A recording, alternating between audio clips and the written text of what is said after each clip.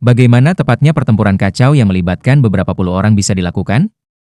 Mempertimbangkan bahwa para peserta berkisar antara siswa kelas 2 hingga 5, pasti ada kesenjangan yang besar dalam kultivasi mereka. Perbedaan ini bukanlah sesuatu yang bisa dibuat dengan angka. Bahkan jika 5 atau 6 orang secara bersamaan menyerang BBI, Susanshi, dan yang lainnya, mereka masih tidak akan bisa mengalahkan mereka. Dengan demikian, hampir semua orang mulai membentuk aliansi setelah pertempuran dimulai. Huo Yuhao tidak membentuk tim dengan siswa kelas 1 lainnya. Pertama, mereka tidak bisa dianggap terkoordinasi dengan baik. Kedua, semuanya hanya siswa tahun kedua. Dalam pertempuran kacau seperti ini, mereka tidak akan memiliki kesempatan untuk menang bahkan jika mereka semua bekerja sama. Pilihan pertama Huo Yuhao adalah menemukan kakak laki-lakinya, karena sedang dingin untuk beristirahat di bawah pohon besar. Bei Bei secara alami memahami niat Huo Yuhao. Saat dia menggeram, Sanshi, Nanan, mari kita bekerja sama. Mereka bertiga adalah siswa tahun kelima dengan 4 cincin jiwa. Akan sangat mudah bagi mereka untuk diserang dari semua sisi. Lebih jauh, hubungan mereka sangat halus. Banyak orang berpikir bahwa Bei Bei dan Susanshi adalah saingan, namun pada kenyataannya mereka adalah teman yang sangat baik. Pada saat yang sama, meskipun Jiang Nanan tidak memiliki hubungan yang mendalam dengan mereka, dia secara alami tidak akan membuat keputusan yang buruk mengingat situasi mereka. Selain itu, dia berteman baik dengan Tangya. Selain kelompok Huo Yuhao, yang memutuskan untuk melakukan sendiri, siswa lain semua mencari teman yang ada di dekat mereka. Dai Huabin, Xie Huanyue, dan Julu secara alami memutuskan untuk membentuk tim bersama. Setelah itu, mereka menyeret teman sekelas mereka Wu Feng dan Ning Tian di dekatnya ke dalam tim mereka untuk membentuk tim 5 orang yang kecil. Para siswa tahun ketiga dan keempat lainnya membentuk tim mereka sendiri, sementara para suster Lan secara alami membentuk sebuah tim dengan Huang Chutian. Di sisi lain, Yao Shichen dan Chao Jinsuan memutuskan untuk mengikuti trio Huo Yuhao dan bergegas menuju Bei Bei. Keduanya sangat pintar. Ketika mereka menyaksikan Huo Yuhao mengungkapkan jumlah bakatnya yang mencengangkan, mereka secara alami mengerti bahwa, paling tidak ada ruginya mengikutinya. Sayangnya, mereka bukan dia, juga tidak memiliki sesuatu seperti pendorong jiwanya. Mereka berdua segera ditinggalkan begitu dia dipercepat dengan menggunakan pendorong jiwanya. Dari semua orang yang hadir, satu-satunya orang yang belum menemukan tim adalah Hichaito yang tinggi dan kokoh, yang juga satu-satunya murid inti dari Departemen Alat Jiwa yang berpartisipasi dalam acara tersebut. Sementara yang lain bergegas membentuk tim, dia berdiri di sana seperti mesin baja. Sejumlah besar potongan-potongan logam berbentuk tabung mulai muncul di seluruh tubuhnya, yang membuatnya menyerupai landak baja besar. Meskipun banyak tabung yang muncul, hal-hal yang paling menakutkan di tubuhnya masih 2 meriam besar, paha di bahunya. Bahkan jika beberapa siswa dari Departemen Jiwa Martial tidak tahu bahwa mereka adalah alat jiwa stasioner, mereka masih bisa merasakan sensasi krisis yang mengerikan dari mereka. Hichaito telah mengikuti Venue untuk waktu yang lama, karena Venue adalah yang membawanya ke Akademi Shrek. Seketika bahwa sejumlah besar alat jiwa muncul di seluruh tubuhnya, 2 cincin jiwa kuning dan ungu bangkit dari bawahnya dan secara bersamaan menyala. Secara mengesankan, dia berhasil menjadi ahli peringkat leluhur jiwa. Setelah semua tabung logam muncul dari tubuhnya, Hichaito tanpa ampun meluncurkan serangan ke arah daerah yang menampung jumlah terbesar orang. Lebih dari 20 sinar cahaya tiba-tiba muncul dari tubuhnya menuju sasarannya, dan riak kekuatan jiwa yang seketika meledak keluar mengejutkan semua orang yang hadir. Yao Shichen dan Chao Jiansuan adalah yang paling sial dari yang ia targetkan, karena mereka harus menanggung beban terberat dari tembakan cahaya yang menakutkan. Rentetan serangan yang dia kirimkan ke mereka datang terlalu tiba-tiba, dan bergerak terlalu cepat untuk dihindari. Selain itu, ketika serangan diluncurkan dari alat jiwa, itu tidak memiliki tanda-tanda awal. Ini juga pertama kalinya mereka menghadapi satu, sehingga mereka agak terpana untuk waktu yang singkat. Saat mereka akan dipukul, mereka berdua merasakan tubuh mereka tiba-tiba meringankan. Segera setelah itu, mereka merasa diri mereka melayang ke langit dan menghilang dari medan perang. Kalian berdua tersingkir. Aroma alkohol menyerang hidung mereka ketika Yao Shichen dan Chao Jiansuan mendapati bahwa, yang membuat mereka heran, mereka sekarang melayang-layang di udara di samping tetua Xuan, dan lingkaran cahaya samar menutupi tubuh mereka. Ledakan keras kemudian terdengar dari tanah di bawah mereka. Kekuatan 20 alat jiwa sangat mencengangkan. Di tengah ledakan kekerasan, semua orang selain Yao Shichen dan Chao Jiansuan, yang secara langsung dihilangkan, buru-buru menghindar ke samping. Hichaito belum meluncurkan serangannya untuk apa-apa. Bahkan, dia melakukannya demi adiknya yang masih kecil. Jika tidak, mengapa serangannya bertabrakan dengan Yao Shichen dan Cao Jinxuan? Huo Yuhao memanfaatkan api penutup Hichaito untuk dengan lancar mencapai kelompok 3 BIBI dengan Wang Dong dan Xiao Xiao. Kakak senior Hi, lewat sini. Huo Yuhao melambai ke arah Hichaito begitu dia mencapai BIBI, lalu segera mulai melepaskan kemampuan bantu yang kuat. Mata Huo Yuhao berbinar dengan warna keemasan pudar saat berbagi deteksi spiritualnya langsung menyelimuti Wang Dong, Xiao Xiao, BIBI, Susanshi, Jiang Nanan, dan Hichaito. Dari 6 dari mereka, Susanshi dan Jiang Nanan adalah satu-satunya yang belum mengalami deteksi spiritual Huo Yuhao sebelumnya. Karena itu, mereka berdua langsung tercengang ketika mereka diselimuti olehnya. Harus diketahui bahwa deteksi spiritualnya akan tumbuh lebih kuat saat kultivasinya meningkat. Meskipun itu belum bisa menyelimuti seluruh medan perang, itu masih bisa menutupi sebagian besar dari itu. Sebuah gambar 3 dimensi muncul di semua pikiran mereka. Setelah itu setiap tindakan yang diambil atau akan diambil oleh lawan di sekitarnya ditransmisikan ke dalam pikiran mereka melalui analisis deteksi spiritual Huo Yuhao. Sensasi yang luar biasa dari kendali total ini adalah sesuatu yang tidak akan ditolak oleh guru jiwa. BIBI memberi jempol besar pada Huo Yuhao, lalu maju selangkah. Dia menginjak tanah dengan kaki kanannya, yang menyebabkan ledakan keras untuk keluar. Teriakan nyaring naga terdengar dari tubuhnya saat dia mengaktifkan Blue Lightning Tiran Dragon yang perkasa. Susanshi juga mengambil langkah ke depan, dan aliran udara hitam yang tebal berputar-putar di sekujur tubuhnya saat dia mengangkat perisai Suanu Turtle-nya yang besar. Namun, ketika dia melakukannya, ekspresinya tiba-tiba menjadi aneh. BIBI, apakah kamu menggunakan ini ketika kamu memenangkan pil air misterius dari aku? Aku bertanya-tanya bagaimana kamu akan menjadi begitu sengit. Kamu curang. BIBI melirik ke arah Susanshi yang marah, lalu menjawab dengan acuh tak acuh, bagaimanapun, saudara juniorku sudah memakannya. Apa yang akan kamu lakukan? Aku akan menyelesaikan masalah denganmu setelah kita menyelesaikan ini, balas Susanshi dengan marah. Di sebelah BIBI, yang berdiri di depan bersama Susanshi, berdiri Jiang Nanan. Di sisi lain, Hichaito berdiri di belakang BIBI, sementara Xiao Xiao dan Wang Dong berdiri berdampingan di belakangnya. Baris terakhir adalah Huo Yuhao. Kami hanya memiliki 7 orang, jumlah yang tepat. Suara tenang Huo Yuhao terdengar melalui telinga semua orang di dekatnya. Makna di balik kata-katanya jelas, hanya 7 orang yang bisa lulus, dan mereka memiliki 7 orang di tim mereka. Dengan demikian, mereka tidak perlu mengalihkan perhatian mereka dengan pertikaian apapun. Buat perubahan kamu. BIBI berteriak pelan, lalu mengambil langkah besar ke depan. Dia memiliki banyak pengalaman pertempuran, dan tidak mungkin bagi keempat leluhur jiwa di tim mereka untuk tidak menarik niat apapun. Begitu yang lain memperhatikan bahwa mereka telah bekerja sama, mereka pasti akan mengumpulkan semua kekuatan mereka untuk menyerang mereka. Saat ini adalah waktu terbaik bagi mereka untuk menyerang untuk mendapatkan keunggulan. Namun, setiap peserta adalah murid inti. Karena itu, tidak satupun dari mereka yang bodoh. Seketika BIBI maju selangkah, murid inti tahun keempat berteriak keras, semuanya, mari gabungkan kekuatan kita untuk berurusan dengan tim senior berdering 4 itu. Kata-kata, senior 4 cincin, sangat efektif untuk mendapatkan perhatian 18 siswa lainnya. Ketika mereka mendengar pengingat orang itu, mereka semua segera sadar dan dengan cepat mendekati tim BIBI. 7 lawan 18? Semua orang yang hadir adalah murid inti. Meskipun tim BIBI memiliki 4 leluhur jiwa, Huo Yuhao, Wang Dong, dan Xiao Xiao masih sedikit lebih lemah dari mereka. Mereka sama sekali tidak memiliki peluang untuk menang. BIBI segera membuat keputusan cepat, menghentikan tugasnya, dan menembak ke kanan. Ketika dia melakukannya, deteksi spiritual Huo Yuhao mengirimkan niat BIBI ke semua anggota di tim mereka. Ada total 6 siswa dari 2 tim di sebelah kanan. Semuanya adalah siswa tahun ketiga. Pada saat itu, mereka secara bersamaan melepaskan jiwa bela diri mereka. Mereka semua adalah pakar 3 cincin, dan semuanya memiliki kombinasi optimal 2 cincin jiwa kuning dan 1 cincin jiwa ungu. Reaksi mereka sangat cepat, karena masing-masing dari mereka berusaha untuk melepaskan keterampilan jiwa masing-masing secara bersamaan.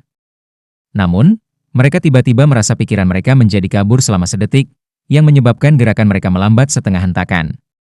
Mereka tidak tahu siapa yang bergerak, tetapi teman-teman Huo Yuhao, yang berada di bawah pengaruh berbagi deteksi spiritualnya, dapat merasakan bahwa ia telah melepaskan keterampilan jiwa.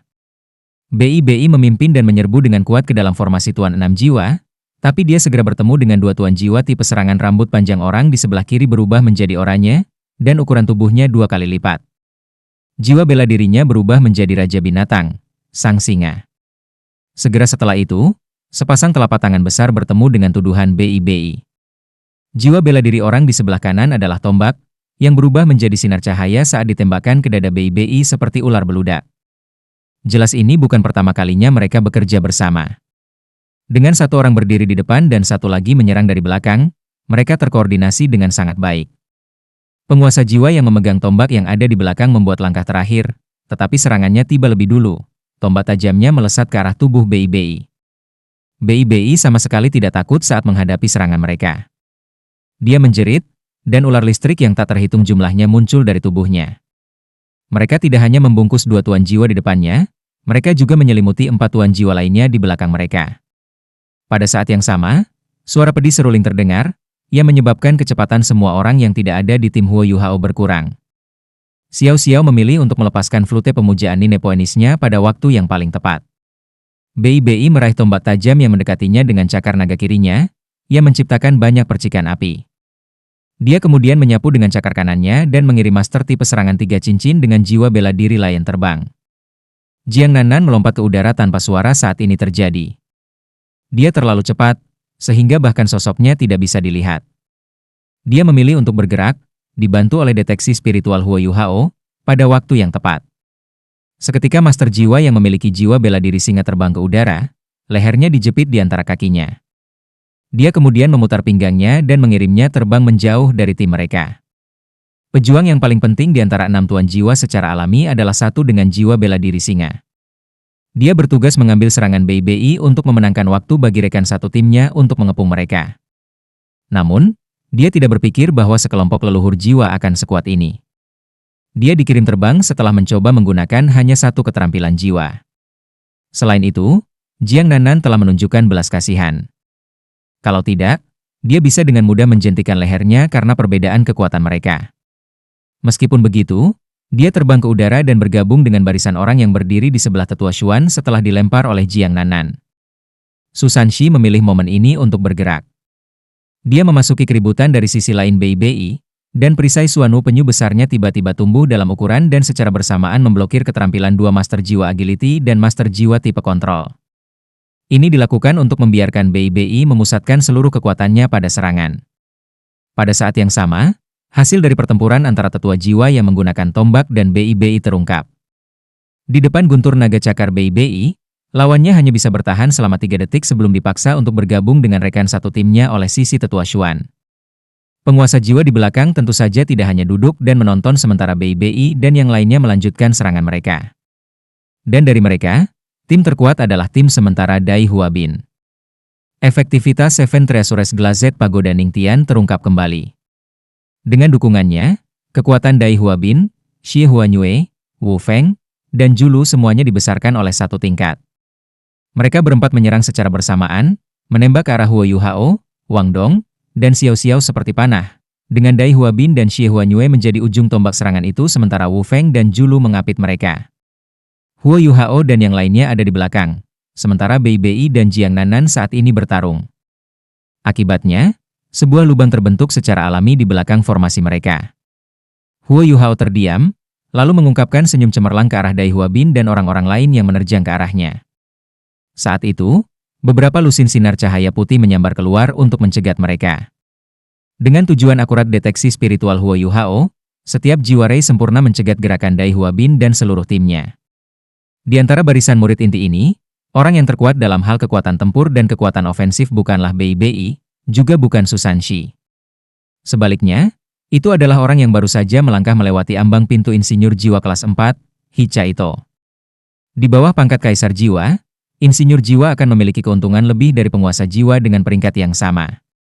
Selain itu, Hichaito adalah murid pertama yang mewarisi venue dan karenanya menjadi yang terbaik di antara teman-temannya dalam hal pencapaiannya di bidang penciptaan alat jiwa. Ini bisa dengan mudah dilihat dari kekuatan alat jiwanya. Alat jiwanya setidaknya 20% lebih kuat daripada yang dibuat oleh insinyur jiwa dengan peringkat yang sama dalam kemampuan ofensif dan defensif. Bahkan Susanshi tidak yakin bahwa dia bisa selamat dari serangan habis-habisan Hichaito secara langsung.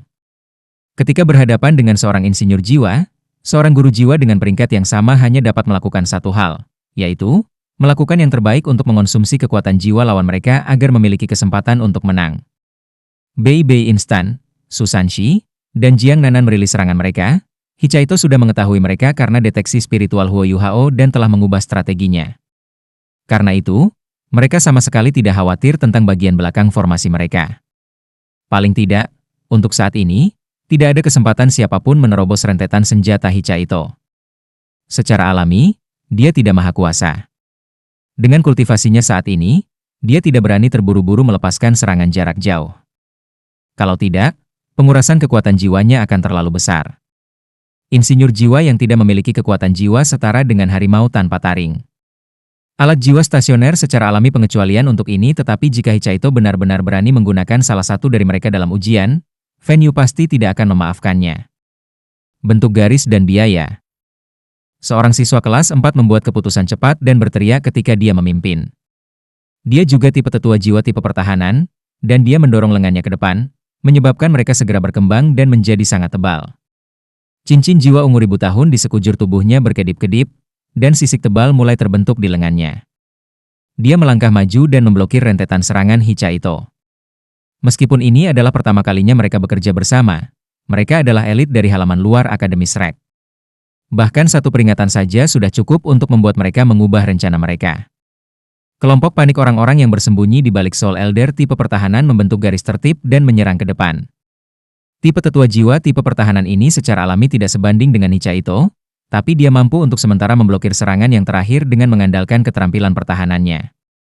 Yang perlu dia lakukan adalah membantu orang-orang di belakangnya mendekati kelompok Huo Yuhao. Hichaito bereaksi dengan tenang, dan melanjutkan untuk menghentikan serangannya dengan tenang. Saat dia melakukannya, sebuah kuali besar menghalangi jalan tipe tetua jiwa tipe pertahanan. Salah satu keuntungan dari memajukan file tunggal adalah kenyataan bahwa jangkauan serangan yang harus ditahan oleh suatu tim akan sangat berkurang. Bahkan jika Hichaito meluncurkan serangan lengkung, kekuatan destruktif dari serangan itu akan sangat berkurang. Namun, memajukan dalam satu file memiliki kelemahan juga. Misalnya, situasi mereka sekarang. Saat orang di garis depan diblokir, semua orang di belakangnya harus berhenti juga. Selain itu, situasi kacau yang melibatkan tabrakan orang-orang di belakangnya bisa terjadi. Orang-orang yang maju ke depan merasakan sedikit pusing yang membanjiri pikiran mereka, dan kelihatannya lingkungan mereka menjadi agak ilusi. Huo Yuhao telah mengaktifkan interferensi spiritualnya sekali lagi. Gangguan spiritual sama sekali bukan keterampilan yang tidak berguna. Meskipun itu tidak terlalu efektif, sedikit pusing yang disebabkan olehnya sering dapat mengubah situasi pertempuran. Selain itu, keuntungan terbesar dari keterampilan ini terletak pada kenyataan bahwa pengguna tidak akan mengalami serangan balik apapun yang terjadi. Mata vertikal besar tanpa suara muncul di ujung lain dari garis tertib dan mulai berkedip dengan cahaya keemasan menyilaukan. Saat Dewi kupu-kupu radiant yang sangat besar memeluk dan menyatu dengan mata vertikal, cahaya keemasan berkembang keluar. Perpaduan biru, ungu, dan emas membentuk lingkaran cahaya horizontal yang menyilaukan yang meninggalkan jalan emas yang cemerlang dimanapun ia melewatinya. Menyusul adegan fantastis terjadi, barisan teratur 12 murid inti langsung dicelup emas saat cahaya emas melewati mereka. Benar, mereka telah jatuh ke dalam skema Huo Yuhao sejak awal. Sebagai master jiwa tipe kontrol spiritual, hanya melepaskan deteksi spiritualnya tidak cukup, dia mengendalikan aliran seluruh pertandingan. Terlepas dari apakah itu Dai Huabin, Xie Huanyue, Wu Feng, Ning Tian dan yang lainnya yang akrab dengannya, atau siswa tahun ketiga dan keempat yang tidak mengenalnya, sama sekali tidak ada dari mereka yang berpikir bahwa cincin 2 itu dan 2-3 cincin akan bisa menimbulkan ancaman. Perhatian mereka telah diarahkan ke 4 leluhur jiwa. Huo Yuhao mengandalkan ini, di samping kemampuan ofensif Hichaito yang kuat, untuk memikat mereka menjadi satu baris. Kemudian, dia dan Wang Do melepaskan keterampilan fusi kuat mereka tanpa ragu sama sekali. Jalan emas di tengah kemewahan Melayu. Bahkan Kaisar Jiwa 6 Cincin yang mencoba membunuh mereka beberapa hari yang lalu telah jatuh ke dalam jebakannya, jadi tentu saja para murid inti ini yang bahkan belum mencapai pangkat 4 cincin tidak memiliki kesempatan. Ketika 12 patung emas berdiri di sana, beberapa siswa dengan kultivasi yang lebih lemah seperti Saudara Lan dan Huang Chutian mulai jatuh ke dalam kondisi kritis. Tetua Xuan yang terkejut turun dari udara dan melambaikan tangan kanannya. menyebabkan sinar putih murni menyelimuti tubuh setiap siswa yang membeku. Setiap siswa yang mendarat dengan lembut jatuh ke tanah satu persatu. Para siswa 3 cincin relatif lebih baik karena mereka hanya dibiarkan dalam keadaan yang sangat acak-acakan dengan pakaian mereka terkorosi dan jiwa bela diri mereka disegel sementara. Sejumlah besar kekuatan jiwa mereka telah dikonsumsi oleh Golden Road yang terkorosi. Namun, Grandmasters jiwa 2 cincin lainnya semuanya pingsan. Jika bukan karena Tetua Xuan bereaksi tepat waktu, ada kemungkinan bahwa hidup mereka akan berisiko. Huo Yuhao dan Wang Dong tidak pernah berpikir bahwa jalan emas mereka akan seefektif ini dan terpana dengan efeknya. Di sisi lain, Bei, Su Sanxi, dan Jiang Nanan juga telah berurusan dengan 6 lawan mereka. Mengesankan, arena duel jiwa hanya tersisa dengan 7 dari mereka. Dia Caito membuka mulutnya lebar karena takjub, dan begitu pula kelompok 3 Bei. Keempat leluhur jiwa tidak pernah berpikir bahwa ujian akan benar-benar berakhir seperti ini. Langkah paling menentukan dalam pertempuran ini sebenarnya adalah Huo Yuhao dan Wang Dong. Selain itu, bahkan ada sepasang kembar di antara lawan mereka yang bisa melepaskan keterampilan fusi. Namun, kemuliaan mereka semua telah dibayangi oleh Huo Yuhao dan Wang Dong, A Golden Road di tengah kemewahan Melayu. Dai Huabin tidak bisa berkata-kata. Sejak dia kalah dari Huo Yuhao, Wang Dong, dan Xiao Xiao di final penilaian mahasiswa baru, dia merasa sangat tidak ditugaskan. Dia selalu merasa bahwa dia jauh lebih kuat daripada mereka bertiga. Namun, baru sekarang mereka menyadari bahwa evaluasi awal Dueilun setelah memblokir kedua keterampilan fusi mereka tidak memihak. Jalan emas yang dibentuk oleh Huo Yuhao dan Wang Dong benar-benar sesuatu yang tidak bisa dibandingkan dengan harimau putih Netherworld mereka. Meskipun Dai Huabin tidak mengerti mengapa ini terjadi, dia masih tahu bahwa dia telah benar-benar dan sepenuhnya hilang setelah mengalami penguapan setengah dari kekuatan jiwanya. Huo Yuhao dan Wang Dong saling melirik. Selain kebahagiaan, apalagi yang bisa mereka lihat di mata masing-masing? Kekuatan keterampilan fusi terkait erat dengan sinergi antara kedua pihak. Jalan emas mereka tidak lebih kuat dari harimau putih Netherworld dalam hal keterampilan jiwa yang digunakan, melainkan dalam hal tingkat kompatibilitas yang dimiliki oleh jiwa bela diri mereka.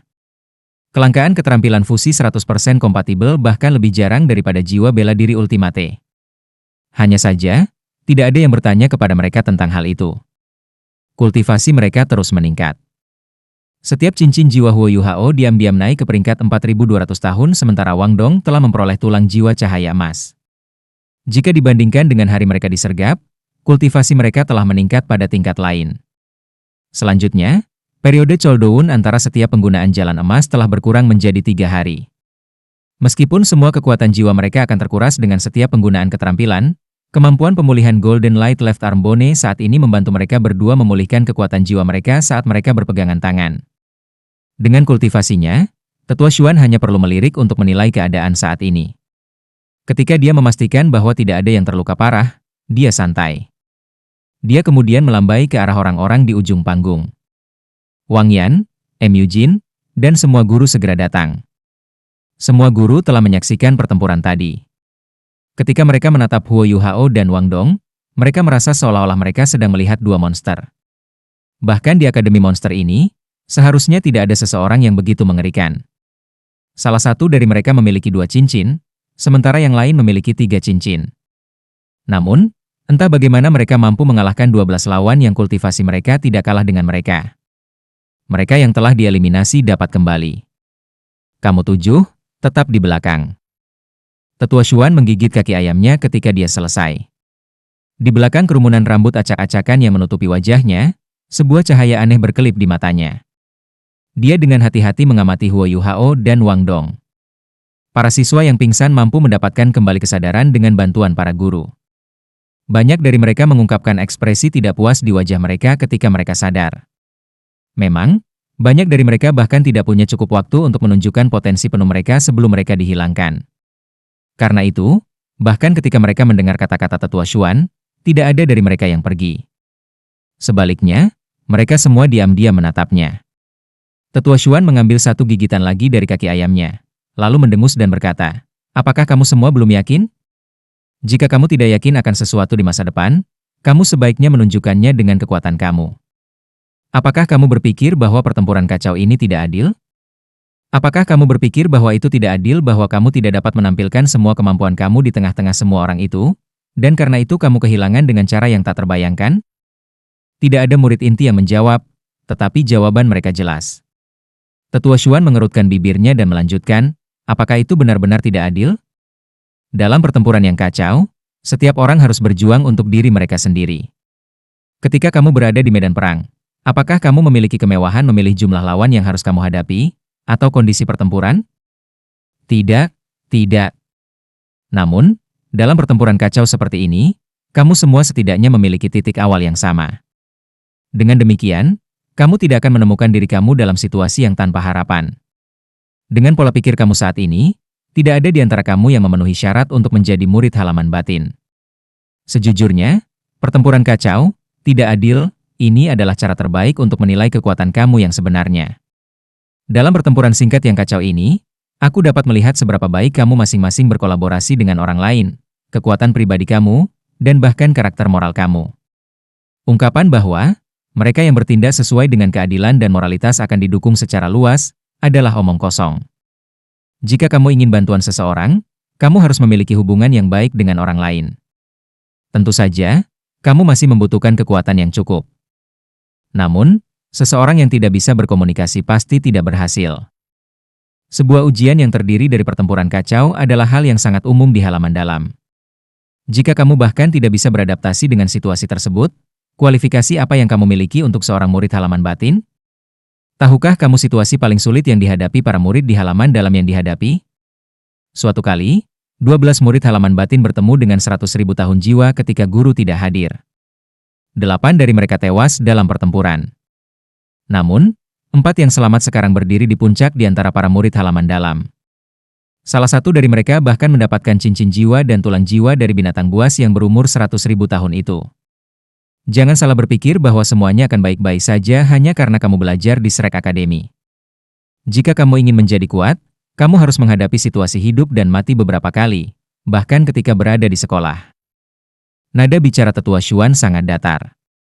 Namun, kata-katanya mengandung sejumlah besar kekuatan spiritual yang menghantam hati para murid inti seperti palu. Kamu harus berhenti berpikir bahwa kamu akan menjadi murid halaman dalam hanya karena kamu telah berhasil menjadi murid inti dari halaman luar. Bahkan jika kamu berhasil menjadi satu, jangan menganggapnya sebagai sesuatu yang hebat, karena itu hanya titik awal yang dapat menentukan hidup dan mati kamu. Tahukah kamu apa hal pertama yang siswa lakukan ketika mereka menjadi murid halaman dalam? Mereka menandatangani kontrak hidup dan mati. Satu-satunya cara agar kamu dapat membuat yang tidak mungkin menjadi mungkin adalah dengan membuang semua perhatian pada hidup dan kematian kamu. Hanya dengan begitu kamu akan bisa menjadi master jiwa tingkat atas. Terlepas dari latar belakang keluarga kamu, begitu kamu menjadi murid halaman dalam akademi, kamu akan menjadi anggota asli Akademi Shrek. Itu berarti bahwa, sepanjang hidupmu, kamu akan membawa tanda Shrek Academy. Namun, pada saat yang sama, itu juga berarti bahwa kamu juga akan menghadapi bahaya fana setiap hari. Kamu mungkin kehilangan hidup kamu kapan saja. Saat kamu masih berada di halaman luar, keamanan kamu pada dasarnya dapat dijamin. Namun, jika kamu berhasil memasuki halaman dalam, kamu akan menghadapi semua jenis ujian yang menakutkan. Apakah kamu tahu bagaimana Shrek Academy berhasil menjadi akademi nomor 1 di benua itu dan bagaimana itu tidak jatuh selama 10.000 tahun terakhir? Ini semua berkat upaya para murid halaman dalam. Sangat jarang ada lebih dari 50 murid di halaman dalam. Ini karena setiap tahun, seseorang meninggal. Nah, apakah ada yang masih memiliki pertanyaan? Suara Tetua Xuan menjadi lebih dingin dari biasanya menjelang akhir. Berdasarkan pidatonya, para murid inti dari halaman luar telah melakukan kontak dengan dunia halaman dalam untuk pertama kalinya. Itu tidak memberi mereka harapan, tapi agak membangkitkan mereka dan memberi mereka perasaan serius ketika mereka memikirkan tentang kemuliaan Shrek Academy. Semua kebencian mereka sebelumnya menghilang ke udara. Setelah itu, semua murid inti yang telah dieliminasi menundukkan kepala mereka dan meninggalkan daerah duel jiwa satu demi satu. Setiap kata yang diucapkan oleh Tetua Xuan telah sangat terukir di hati mereka. Mereka tidak akan melupakan mereka selama sisa hidup mereka. Wang Yan membungkuk dalam-dalam ke Tetua Xuan dan berkata, "Terima kasih telah mengajarkan para murid ini pelajaran penting." Tetua Xuan meneguk alkohol dan dengan samar berkata, "Aku hanya menjelaskan kepada mereka bagaimana dunia bekerja." Pada saat itu, tidak ada yang memperhatikan bahwa matanya telah robek karena banyaknya rambut kacau yang menutupi wajahnya. Ketika ke-12 murid dari halaman dalam itu menghadapi binatang buas yang 100.000 tahun itu sendirian, dia adalah guru yang memimpin mereka. 8 dari mereka tewas dalam pertempuran itu. Ini adalah salah satu momen paling menyedihkan dan paling heroik dalam sejarah Akademi Shrek. Bahkan sekarang, dia tidak bisa tidak menyalahkan dirinya sendiri atas kecelakaan itu. Sejak saat itu, dia mulai minum banyak dan menyerah pada keputusasaan. Dia, yang pernah menjadi jenius nomor 1 Akademi Shrek, telah putus asa. Awalnya, dia seharusnya mengambil alih posisi dekan Departemen Jiwa Bela Diri dan Master Paviliun Dewa Laut. Namun, mengingat kondisinya, Paviliun Dewa Laut tetap berada di bawah perintah Tetua MU. Bahkan setelah bertahun-tahun berlalu, rasa sakit yang dia rasakan masih terkubur dalam di lubuk hatinya. Tidak ada yang menyalahkannya atas kecelakaan itu. Namun, dia tidak bisa memaafkan dirinya sendiri. Saat ini, hanya Huo Yuhao, Wang Dong, Xiao Xiao, Bei Bei, Hichaito, Susanshi dan Jiang Nanan yang tersisa di dalam arena duel jiwa. 7 dari mereka diam-diam berdiri berjajar. Tidak ada dari mereka yang mengganggu Tetua Xuan, karena mereka semua sangat terpengaruh oleh suasana sedih. Meskipun mereka menang atas yang lain, hati mereka terasa sangat berat saat ini. Sampai sekarang, kemuliaan Akademi Shrek tidak pernah ada hubungannya dengan murid-murid halaman luar, yang banyak orang merasa aneh. Namun, mereka sekarang menyadari mengapa kemuliaan itu hanya dimiliki oleh halaman dalam. Para murid halaman dalam telah menggunakan darah mereka untuk mendapatkan kemuliaan mereka. Saat ini, api mulai membakar di hati mereka. Inilah yang disebut lewatnya obor. Mereka juga berharap untuk mewarisi sebagian dari kemuliaan halaman dalam. Bei Bei, Susanshi, dan Jiang Nanan, yang sudah menjadi siswa kelas 5, semuanya tenggelam dalam pikiran. Lagi pula, mereka sangat dekat memasuki halaman dalam. Tetua Xuan perlahan berbalik dan berkata kepada 7 orang itu, "Kamu masing-masing seharusnya sudah mendengar tentang 7 monster Shrek, kan?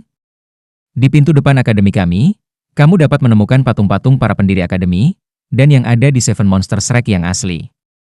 Apakah kamu tahu bagaimana 7 Monsters asli Shrek mendapatkan reputasi mereka?" Pada saat itu, tidak ada dari mereka yang berpikir untuk mengganggu Tetua Xuan. Mereka memilih untuk tetap mendengarkan dalam diam. Pada waktu itu, kepala segitiga besi emas, Flanders Eaglecat bermata 4, baru saja mendirikan Akademi Shrek.